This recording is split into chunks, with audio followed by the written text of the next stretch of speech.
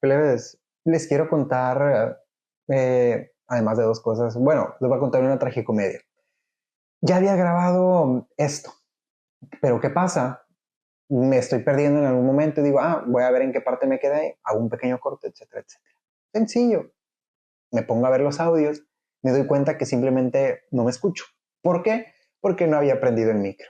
Es decir, que los 7 minutos y fracción que ya había grabado se perdieron, entonces tuve que volver a empezar de cero, así que aquí estoy, empecemos desde cero, sí, no pasa nada, ¿no?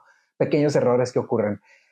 Inauguramos una nueva sección en este su canal, El Cine en una Habitación, las reseñas que llegan para quedarse, que les vamos a estar trayendo esporádicamente cuando veamos que vale la pena reseñar una película que se acaba de estrenar en el cine, porque como ya lo hemos compartido, en Culiacán es muy complicado, a veces no llegan las películas, la cartelera es un poco desastrosa, no hay versiones subtituladas de las películas, etcétera, etcétera, ¿no? Cosas que ya hemos contado. ¿Con quién inauguramos esta sección? Nada más y nada menos que con la nueva película de Paul Thomas Anderson, o PTA para los amigos, uno de los mejores directores estadounidenses vivos, que nos entrega One Battle After Another, o como yo ya la llamo, One Banger After Another, porque lo que ha hecho Paul Thomas Anderson desde 1997, tras el estreno de Boogie Nights, es entregarnos grandísimas películas que ya forman parte, sin duda, de la historia del cine moderno. Antes de pasar de lleno con la película, vamos a hacer un pequeño ejercicio, un top, claro que sí, de mis 3 películas favoritas de Paul Thomas Anderson. Tengo que iniciar a manera muy personal con El Hilo Fantasma, porque cuando la vi me golpeó tremendamente, me dejó tristísimo por 2 semanas ahí llorando en mi cama, porque me sentí muy reflejado con esa relación tóxica y de codependencia que mantienen los personajes. Es una película que me golpeó muchísimo por eso que ya explico, pero también por dos factores que siempre aún tengo muy, muy, muy presentes. La puesta en escena, que es tremendamente clásica. La película está bellamente filmada y contrasta muchísimo con esa visceralidad, con esa maldad, con ese odio con el que se tratan los personajes de Daniel Day-Lewis y Vicky Krieps. Y también porque en ningún momento recuerdo que hay un silencio en esa película. ¿Por qué? Porque la banda sonora que compuso Johnny Greenwood simplemente suena durante toda la película. Es una obra maestra en composición, es una obra maestra de la música del cine contemporáneo. Lo que hace Johnny Greenwood desde Petróleo Sangriento, vale la pena destacarse. Y también, por si no lo sabían, ¿quién hizo la fotografía del Hilo Fantasma? Paul Thomas Anderson. Fungió como su propio director de fotografía. Es que Paul Thomas Anderson todo lo que hace lo hace absolutamente bien.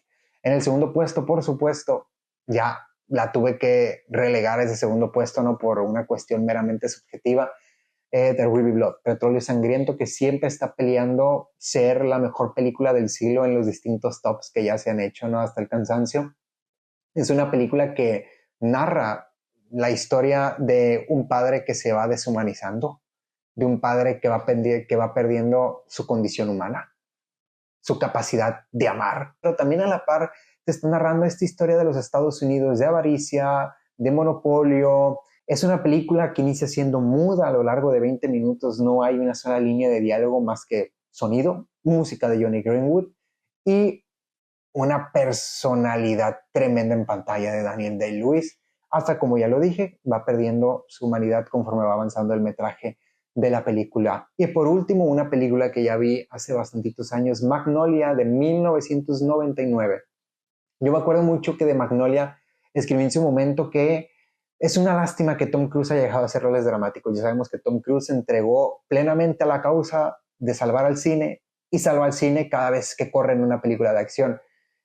Pero Tom Cruise era, sí, lo que hizo en Magnolia es una de sus mejores actuaciones, si no la mejor de toda su carrera. Ojalá Tom Cruise en algún momento, pues cuando salga, haga la película de González Iñárritu, regrese a sus papeles dramáticos que también le iban, como ya lo vimos en Ice White Shot, por supuesto. Entonces, el día de ayer que vi la película junto con Gaby en el cine, no pude sacarme de mi cabeza a Martin Scorsese. ¿Por qué a Martin Scorsese? Para mí es el mejor director vivo en la historia del cine, porque él ha sabido dejar su sello, su huella en la historia del cine en general, pero sobre todo en todos los géneros habidos y por haber. ¿Por qué? Porque Scorsese te ha hecho, por supuesto, todo el mundo lo ubica por sus películas de gángster, pero él ha hecho películas dramáticas de romance como The Age of Innocence, La Edad de la Inocencia en los 90, justamente protagonizada por Daniel Day-Lewis. Ha hecho tragicomedias como lo es After Hours de 1985, o podría ser también la película protagonizada por Nicolas Cage, perdón, Bringing Out of Death. Luego también encontramos su sello en películas tremendamente personales como podría ser Silence, en películas infantiles como La Invención de Hugo Cabaret. Pensé en Scorsese porque lo estaba comparando con Paul Thomas Anderson. Y yo creo que obviamente la gente aquí me puede discrepar, pero ¿por qué lo comparo? Porque, aunque no me atrevo a decir que Paul Thomas Anderson ha dejado su sello en todos los géneros cinematográficos, como ya lo hizo Scorsese, eh, es un director que ha hecho una filmografía en base a construir películas que son totalmente diferentes las unas de las otras. Te ha tocado temas totalmente diferentes y random, ¿no? Pero que siempre están, diría yo, conectados a manera de bote pronto, así de idea que se me viene ahorita, conectados por familias que están fracturadas o están en ruptura, en desintegración, ¿no? Familias tumultuosas, con relaciones un tanto extrañas, tanto sean de sangre como no de sangre, ¿no? Como en el caso de Boogie Nights del 97, es una familia que trabaja haciendo películas pornográficas. Por familia no me refiero, insisto, a madre, hijo, padre, no, sino gente que une y tiene una relación muy intensa y muy de cercanía porque pues trabajan dentro del mismo mundillo porno, ¿no? Luego, por supuesto, del Ruby Blood, es la descomposición de un padre y de un hijo. Encontramos esta familia poco ortodoxa en The Master. Encontramos también, no son familia, son pareja. Mantienen una relación, insisto, de codependencia y tóxica, como en El Hilo Fantasma. En el caso de su nueva película One Battle After Another, encontramos nuevamente eso, una familia que está descompuesta, una familia que está separada. Y para mí esas son las dos corrientes en las que se basa la película, esas dos matices. Por un lado, la revolución y por un lado, una cuestión familiar. Explico el primero. ¿Por qué la revolución? Porque la película sigue la vida de un ex revolucionario, Leonardo DiCaprio, que mantuvo relación con una ex revolucionaria, Regina Hall, y ambos tienen una hija. ¿Qué pasa? Obviamente después de que tienen una hija, estas dos personas ya no viven la vida revolucionaria, pero al personaje de Regina Hall le parece muy difícil adaptarse a su nueva vida. No puede separarse de ese compromiso ideológico que mantiene, ese deseo de cambiar al mundo, de cambiar problemas universales. Yo ya lo había comentado aquí en un video anterior que a mí la historia que más me gusta de Amores Perros es justamente la historia del chivo. ¿Por qué? Porque encontramos a un papá que deja a su familia por irse a lanzarse a jugar a las guerrillas y querer cambiar el mundo. Y él lo dice en la llamada, yo quise cambiar el mundo para ti, y es algo así lo que trae en mente el personaje, perdón, de Regina Hall. Y a mí no sé por qué me golpea mucho ese tipo de películas, películas de películas revolucionarias o películas socioculturales, sociopolíticas, ¿no? No digo que la película lo sea al 100%, pero aquí voy ya con con la segunda corriente, que es, ahí saben qué, ¿por qué dije eso? No, corrijo. Vamos a poner tres vertientes, ok. La revolucionaria, que va de la mano con esta familia separada, y la otra sería una crítica al gobierno estadounidense y su política migratoria. Eso era lo que quería decir. Les ofrezco una disculpa. Ya, perdón, es que estoy emocionado hablando de esto. Ok, es mi primera vez también, la primera crítica del canal. Bueno, entonces, la otra corriente sería la crítica que hace Paul Thomas Anderson, una crítica dura, una crítica directa a las políticas migratorias que mantiene el gobierno del actual presidente Donald Trump. ¿Por qué? Porque lo que estamos viendo en la película es cómo estos revolucionarios en su momento van y liberan a gente, a migrantes que los tienen enjaulados tal como lo hacen en la actualidad. Luego vemos también que Leonardo DiCaprio vive en una ciudad santuario, una ciudad donde hay muchísimo migrante, donde tienen derechos, donde etcétera, etcétera, están protegidos por la ley y demás, ¿no? Entonces, es esa crítica dura, es ese retrato, también diría, un tanto ridículo de las personas de ultraderecha, de las personas racistas, de las personas que son xenófobas, de las personas que son supremacistas blancas, etcétera, etcétera. Y ese retrato está más que nada representado en Sean Penn, que está muy bien Sean Penn. Yo no es santo de mi devoción Sean Penn, la verdad, pero aquí cada vez que salía en pantalla yo me partía de risa, porque todos los personajes están exagerados. Leonardo DiCaprio está exagerado, Benicio del Toro está exagerado, Sean Penn está exagerado. Yo creo que la única que no está exagerada es Chris Infinity, la que justamente la hace de hija de Leonardo DiCaprio y Regina Hall, ¿no?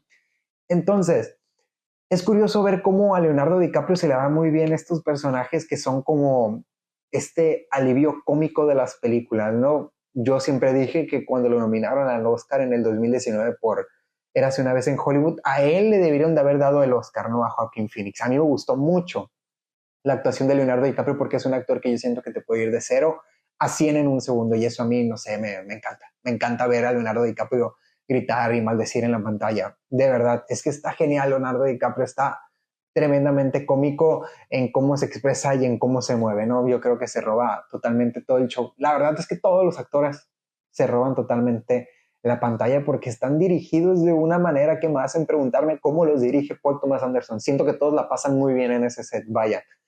Luego, en otro aspecto que me gustaría mencionar es la puesta en escena de Paul Thomas Anderson. Hay dos secuencias en concreto que me encantaron. Una está a la mitad de la película, que es cuando una amenaza del pasado regresa a perseguir a Leonardo DiCaprio y lo vemos ahí escabulléndose y tratando de no ser detenido por esta policía que lo persigue por su pasado revolucionario.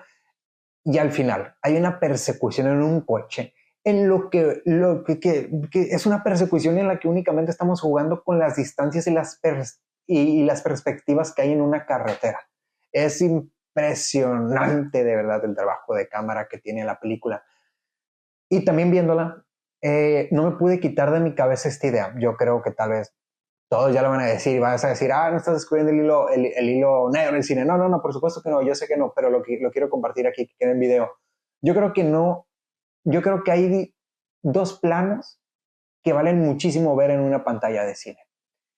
El primer plano sería el gran plano general, el plano más grande, el plano más abierto, el plano más extenso que hay en el lenguaje cinematográfico, así como el plano más cerrado, que es el primer plano. Un rostro, ver un rostro gigante en una pantalla grande, es una experiencia tremendamente bonita porque te atrapa, te aplasta de una manera que he venido, que no me he podido sacar de la cabeza desde que vimos Bugoni en el Festival de Venecia.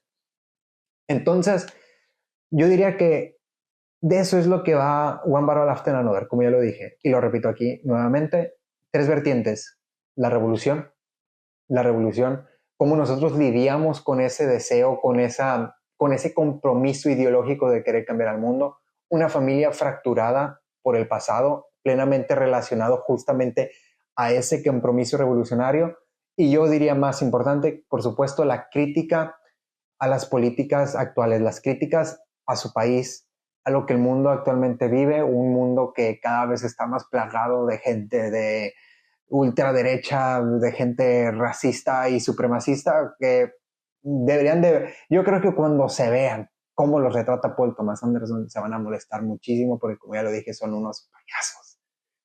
Y nada, plebes, entonces, esa es la reseña de One Battle After Another. Ya saben que si les gustó, síganos en nuestras redes sociales, ya sea en TikTok o en Instagram, que los encuentran de la misma manera, el cine en una habitación. Si les gustó, suscríbanse para más, vean los videos pasados que ya hemos hecho hauls, contando nuestra experiencia en Venecia, contando nuestros tops personales, etcétera, etcétera. Esto fue Una Habitación, yo soy Rodolfo y nada, hay que ir al cine. Vayan al cine a ver One Battle After Another porque no se esperan a que salga en un servicio de streaming, no se esperan a que salga en un Blu-ray, que está bien, si sale en un Blu-ray, cómprensela, va a ser de ustedes. pero vayan y aprovechen la experiencia de verla en una pantalla grande porque de verdad estamos frente a un cineasta que tenemos que saber valorar, estamos frente a un cineasta del que deberíamos de sentirnos agradecidos de poder coincidir en el mismo espacio de tiempo en el que Paul Thomas Anderson aún seguía vivo y seguía haciendo magníficas y grandiosas películas.